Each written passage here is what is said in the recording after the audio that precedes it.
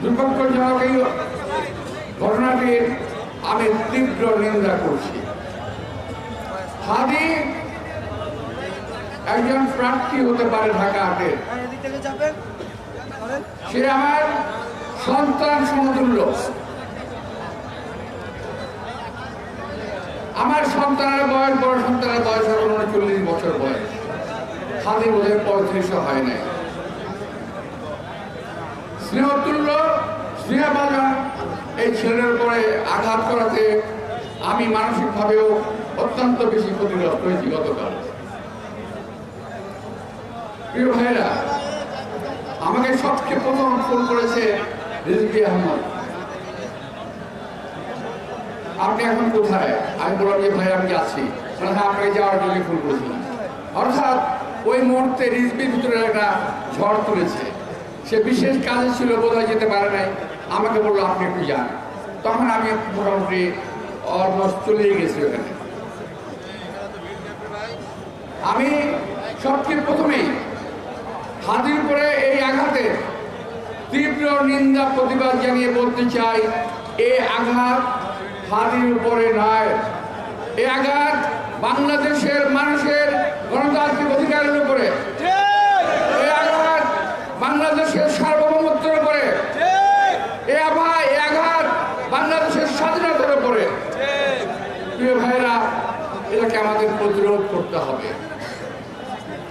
এই অপশক্তির কালো হাত ভেঙে দিতে হবে, এদেরকে দাঁত ভাঙার জবাব দিতে হবে।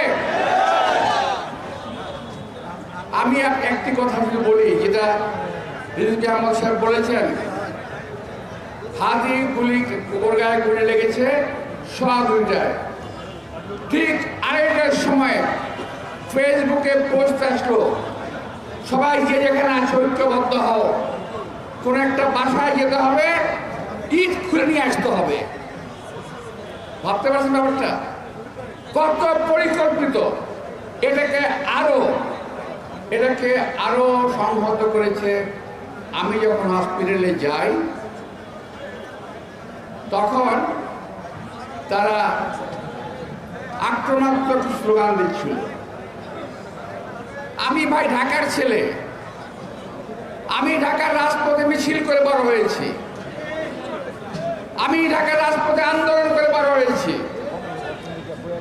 আমার বয়সটা একটু বেশি হয়ে গেছে, শান্ত থেকেছি, নীরব থেকেছি, কিন্তু ওই মুহূর্তে যদি আমার নির্দেশনা পেত তাহলে তোমাদেরকে তুলোধনা করতে আমাদের ছেলে। কিন্তু ওরা ছিল কয়েকজন। কিন্তু সবচেয়ে ইন্টারেস্টিং বিষয় হলো 150 থেকে 200 ছেলে, এরা কেউ হাদির সমর্থক নয়, এরা বিশেষ একটি রাজনৈতিক দলের অঙ্গ সংগঠনের কর্মীরা। ভাই, আমি যাওয়ার পরে যখন ভিতরে গেলাম তখন হাদিকে নিয়ে যাচ্ছে স্ট্রেচার করে অপারেশন থিয়েটারে। আমি অপেক্ষা করলাম, প্রায় 1 ঘন্টা বসে থাকলাম। এর মধ্যে কিছু বেয়াদব ছেলে পেলে অনেক বেয়াদবি করলো। যাই হোক, আমার সঙ্গে যারা আমার সিকিউরিটি ছিল, আমার লোকজন ছিল, তাদেরকে বললাম তোরা শান্ত থাকো, হসপিটালের ভিতরে যদি কোনো রকম ঝামেলা হয় সেটা চিকিৎসা ব্যাহত হবে, চিকিৎসা ব্যাহত করা যাবে না, ওকে বাঁচানোর ব্যবস্থা করতে হবে। আর যারা মার সৃষ্টি করেছিল তারা চেয়েছিল হাদি ওখানেই মারা যায়, আর আমরা চেয়েছি আল্লাহ তাকে বাঁচিয়ে তুলুন, সেরে তুলুন, দীর্ঘায়ু দান করুন। প্রিয় ভাইয়েরা, অনেক ষড়যন্ত্র দেখেছি, এদের ষড়যন্ত্র 71-এ দেখেছি, এদের ষড়যন্ত্রের কথা শুনেছি, 47 সালের কথা শুনেছি,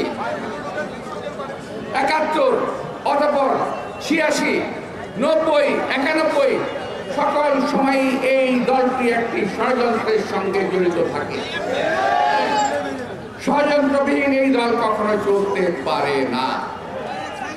ভাই, একজন লোক গুলি খেয়েছে,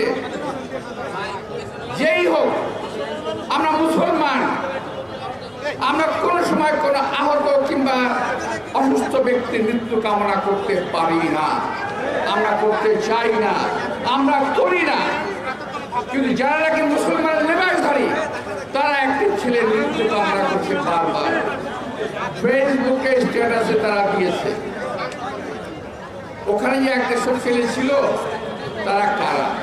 পরবর্তীতে প্রায় 100 থেকে 150 মোটরসাইকেল নিয়ে ওখানে তারা একটা মব তন্ত্রে কায়েম করার চেষ্টা করেছে।